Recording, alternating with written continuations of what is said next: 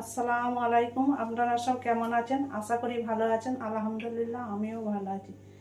আজকের রেসিপি পালক পনির। শীতকালে সবাই এই রেসিপিটা রান্না করে থাকেন। আমি কিভাবে রান্না করি আপনারা পুরো ভিডিওটা দেখতে থাকুন। এখানে আমি 2 আটি পালক শাক ভালো করে বেছে ধুয়ে রেখেছি, আর এখানে 150 গ্রাম আমি পনির নিয়েছি। এবার আমি গ্যাসটা চালু করে দিলাম, দিয়ে একটা প্যান বসিয়ে দিলাম। শাকটা সেদ্ধ করার জন্য আমি এখানে পরিমাণ মতো পানি দিয়ে দিচ্ছি।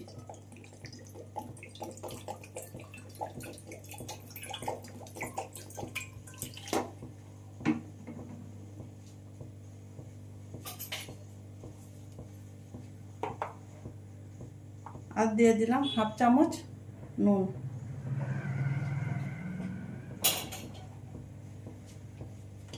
এবার আমি শাকটা এখানে আমি দিয়ে দিচ্ছি।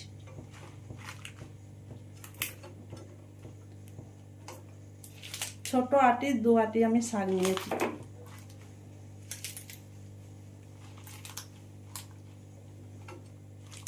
এবার শাকটা আমি 2-3 মিনিটের মতো সেদ্ধ করে নেব। শাকটা আমার সেদ্ধ করা হয়ে গেছে। এবার আমি শাকটা নিয়ে এখানে আমি ফ্রিজে ঠান্ডা পানি নিয়েছি, এর মধ্যে দিয়ে দিলাম। শাকটা ঠান্ডা পানির মধ্যে দেওয়ার একটাই কারণ, শাকটার কালারটা চেঞ্জ হবে না, ঠিক এরকমই সবুজ থাকবে। শাকটা ঠান্ডা হয়ে গেছে। এবার আমি 2 হাতে এইভাবে পানিটা একেবারে ঝরিয়ে নেব, দিয়ে আমি মিক্সচারের খানার মধ্যে দিয়ে দিলাম। আর দিয়ে দিলাম একটুখানি ধনে পাতা আর 2টো কাঁচা লঙ্কা। এটার আমি একটা পেস্ট তৈরি করে নেব মিক্সচারে। আর গ্যাসটা চালু করে আমি প্যানটা বসিয়ে দিয়েছি, গরম হতে থাক। প্যানটা গরম হয়ে গেছে। এবার আমি 1 চামচ ঘি দিয়ে দিলাম।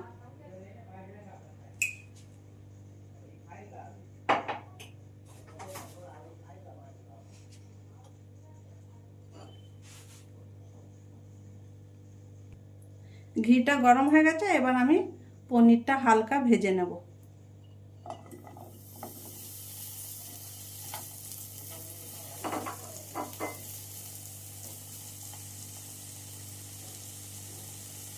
পনিরের মধ্যে আমি 1 চুটকি নুন দিয়ে দিলাম,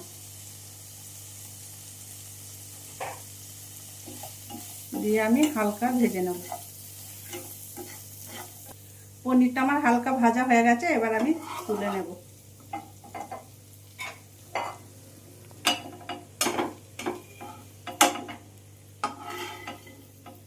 পনিরটা ঠিক এরকম ভাবে ভেজে নিতে হবে, বেশি কড়া করে ভাজলে হবে না, তাহলে শক্ত হয়ে যাবে।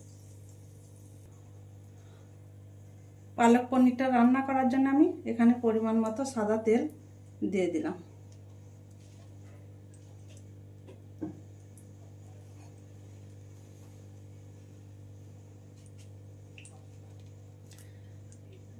তেল গরম হয়ে গেছে। 1 চামচ গোটা জিরে, 2টো শুকনো লঙ্কা আর একটা ছোট তেজপাতা আমি দিয়ে দিলাম, দিয়ে আমি একবার হালকা নাড়াচাড়া করে নেব। জিরেটা গরম হয়ে গেছে। এবার আমি 1 চামচ রসুনকে এভাবে ছোট করে কুচি কুচি করে রেখেছি, সেটা দিয়ে দিলাম, দিয়ে 2-1 বার নাড়াচাড়া করে নেব। এখানে 1 চামচ আদাকেও আমি ঠিক একইভাবে ছোট করে কেটে রেখেছি, সেটাও দিয়ে দিলাম, দিয়ে আমি 2-3 মিনিট ধরে ভালো করে ভেজে নেব আদা রসুন থেকে একটা সুন্দর গন্ধ বেরিয়েছে। এখানে আমি 2টো মিডিয়াম সাইজের পেঁয়াজ ছোট করে কেটে রেখেছিলাম, সেটা দিয়ে দিলাম,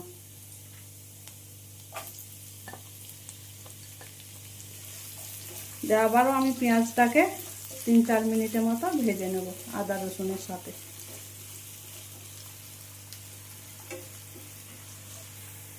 পালক পনিরের জন্য ঠিক পেঁয়াজটা এরকম ভাবে ভেজে নিতে হবে।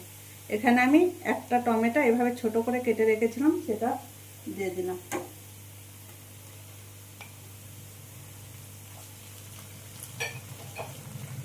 দিয়ে আবারও আমি পেঁয়াজের সাথে ভালো করে টমেটোটা ভেজে নেব।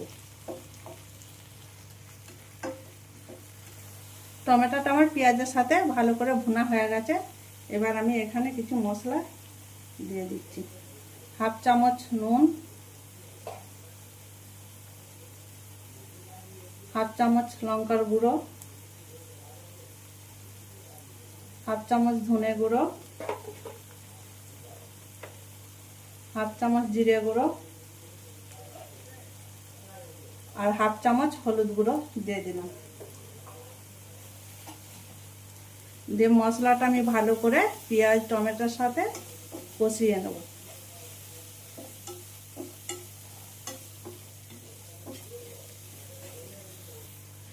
এক চামচ কসুরি মেথি আমি দিয়ে দিলাম। দিয়ে আবারও আমি মশলার সাথে কসুরি মেথিটা 2-3 মিনিটের মতো ভালো করে কষিয়ে নেব। মশলাটা আমার ভালো করে কষানো হয়ে গেছে। এবার পালং শাকের পেস্ট আমি দিয়ে দিলাম।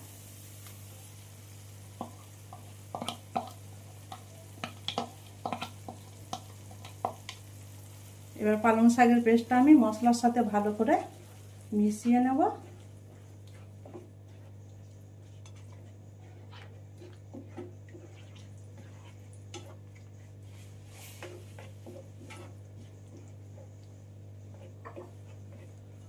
ভালো করে মিশানো হয়ে গেছে। ওই পাত্রটা আমি ধুয়ে একটুখানি পানি দিয়ে দিলাম।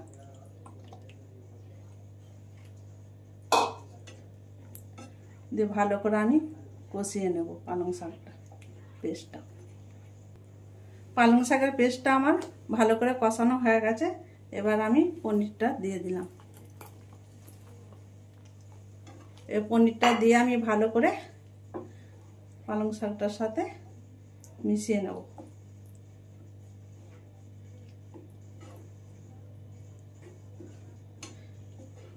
রেসিপিটা হতে বেশি সময় লাগবে না, যেহেতু পালং শাকটা সেদ্ধ করা ছিল তাই। এবার আমি পনিরটা ঢেকে 5 মিনিটের মতো মিডিয়াম আঁচে হতে দিলাম। 5 মিনিট হয়ে গেছে বন্ধুরা। এবার ঢাকনাটা খুলে দিলাম।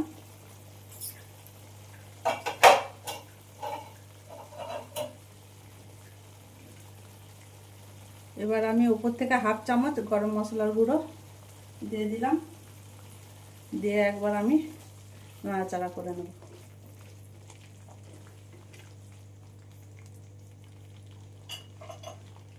আর দিয়ে দিলাম ঘরের তৈরি মালাই 2 চামচ।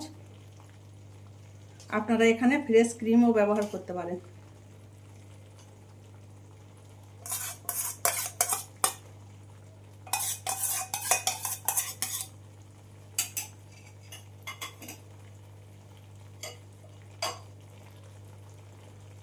আর দিয়ে দিলাম বাটার 1 চামচ।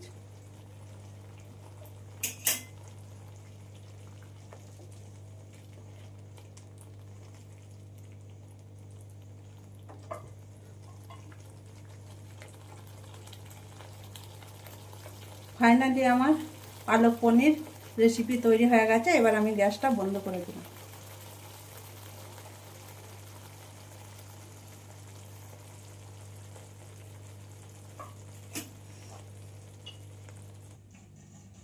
পালক পনিরের রেসিপি যদি আপনাদের ভালো লাগে, লাইক সাবস্ক্রাইব কমেন্ট করে আর আমার সাথে থাকবেন।